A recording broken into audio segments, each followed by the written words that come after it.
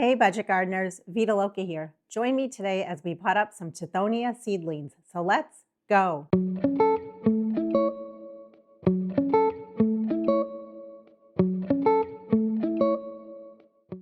I live in New Hampshire. I garden in USDA Zone 5B. Based on my zip code, my average last frost date is around May 15th. Today is April 7th, and I'm about 5.5 weeks away from my average last frost date. This is my first year growing Tithonia, also known as Mexican sunflower. On March 30th, which was 8 days ago, we sowed a whole bunch of Tithonia seeds in a video. And if you missed that video, I'll put a link to it down in the description below. Once I had a pretty good percentage of germination, I went ahead and I removed the humidity dome. I also removed the tray off of the seedling heat mat. The tray continued to stay under my LED shop lights, which are on 16 hours a day. They come on at 5 a.m., they go off at 9 p.m. The lights are about 2 to 3 inches above my seedlings in order to prevent them from being too leggy. At this point, the seedlings are being bottom watered and fertilized. The reason I like to bottom water is to prevent fungal issues such as damping off. The seedlings started to germinate very quickly, and as they started germinating, I began pricking them out and potting them up. This is what the seedlings look like now. They've actually put on some size and they're looking pretty good. I like to multi-sow many of my seeds that I start indoors in small restaurant takeout containers like this. And the reason is, initially, it takes up a lot less room under my lights. However, then as the seeds start to germinate, then I know which plants are viable. I can prick those plants out, I can start potting them up. And in the end, I end up with trays that are pretty much full of plants rather than trays that are full only 50% or 60% with plants.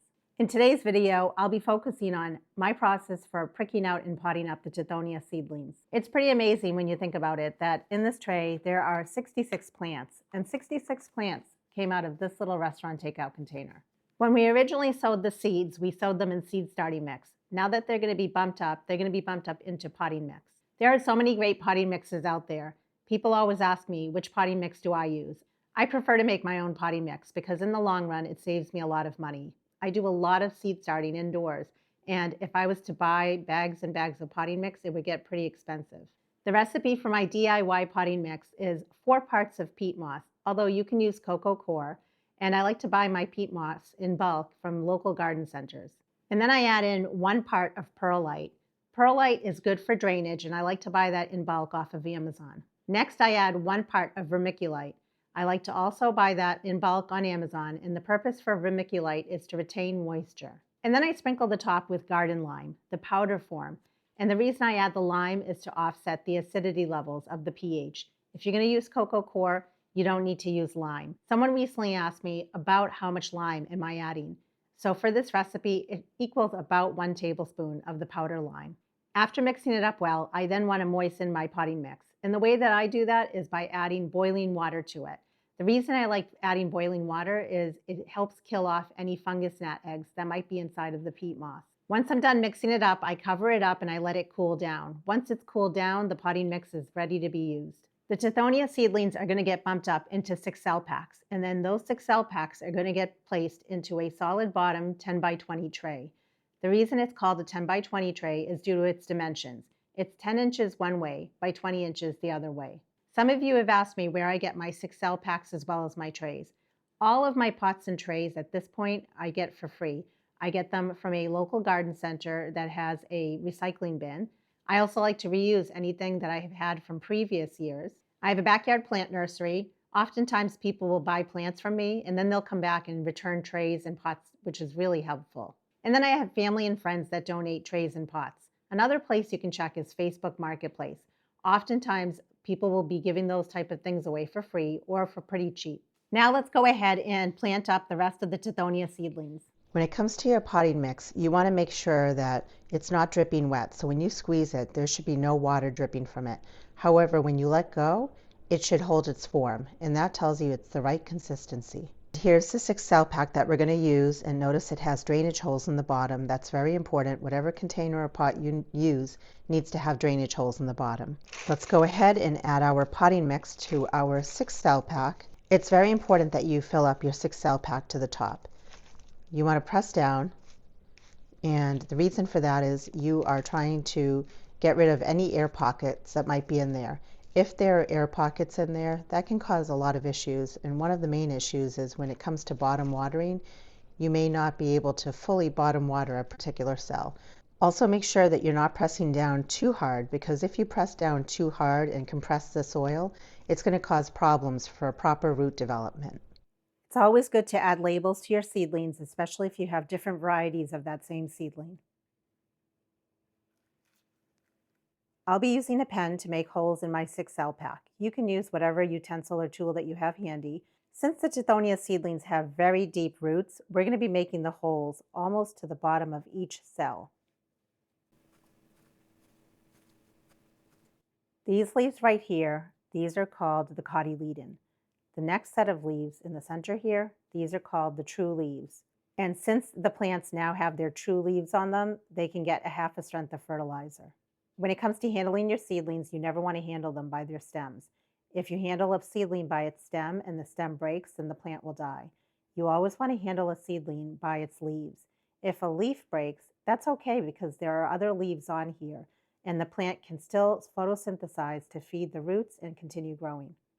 Again, I'm just going to use my pen, and I'm going to prick out my seedling just by going beneath it. That's amazing. Check out the roots on this Tithonia plant.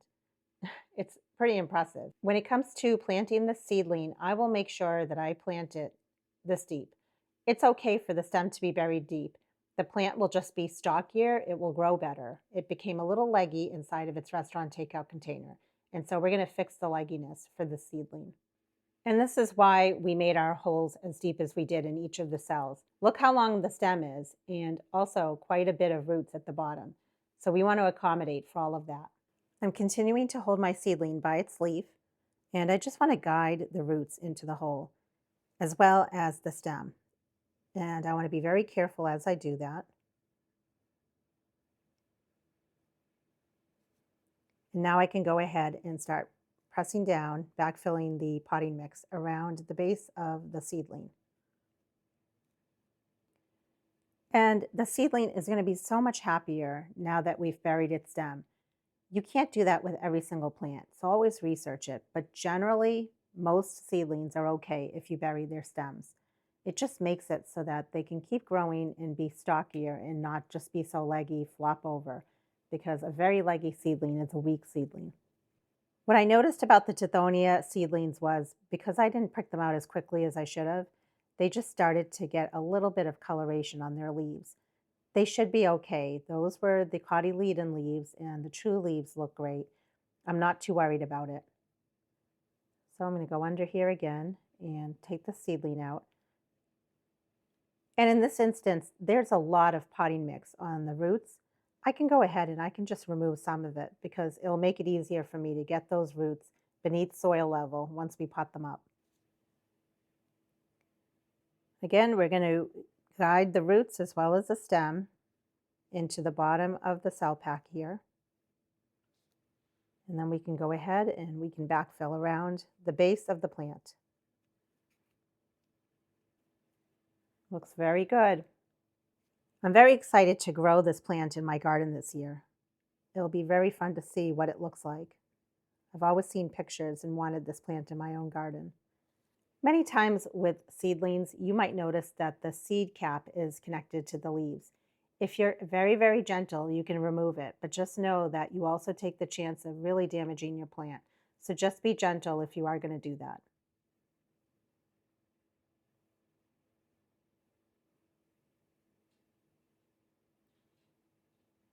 And it should be fine.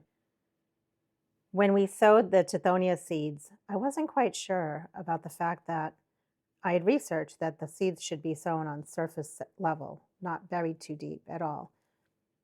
Usually with very large seeds like sunflower or in this case Tithonia, I would think that you should be covering the seeds. So I was very surprised that it said that, but obviously the seeds still germinated and we still ended up with really nice plants. With this one here, the stem is a little bit higher. It's okay because honestly, what's also going to happen is I'm guessing that since these are such a big type of plant in the landscape, I'm probably going to have to bump them up again one more time. And when I do that, I can bury the stem deeper at that time. At least right now it's buried a little bit deeper than it was before. We only have 2 remaining. You can gently tug them apart like that. And again, I prefer to take some of the potting mix off of the roots, just because when it comes time to put the roots in soil level, it'll make it a little bit easier for me. Guide the roots in there.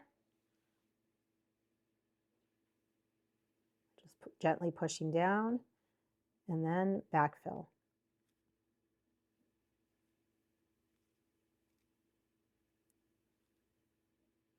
With a lot of the annuals that I'm growing from seed this year, because a lot of them are new to me, I am super happy if I even just get a 6-cell pack out of it. Nevertheless, a whole entire 10 by 20 tray filled, which would be 72 plants, which is pretty amazing. And since I have a backyard plant nursery, if I can't use all of these plants, I can always offer them, because many times people want to buy plants, not just perennials, but annuals and vegetables. So I'll have plenty, both for myself as well as my nursery.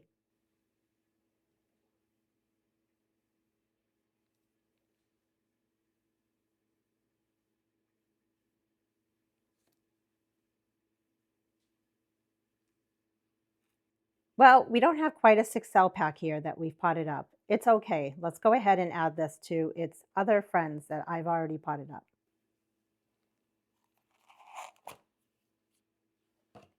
Almost a full 10 by 20 tray of Tithonia. How sweet is that? At this point, these seedlings are being bottom watered.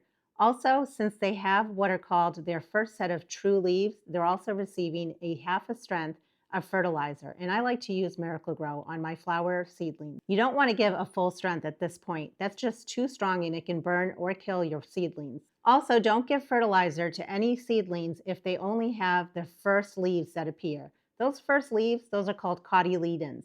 The reason why you don't fertilize seedlings when they only have their cotyledon leaves is because that plant has everything it needs inside of it for it to just get going and to grow. They really just need the fertilizer once they get their first set of true leaves.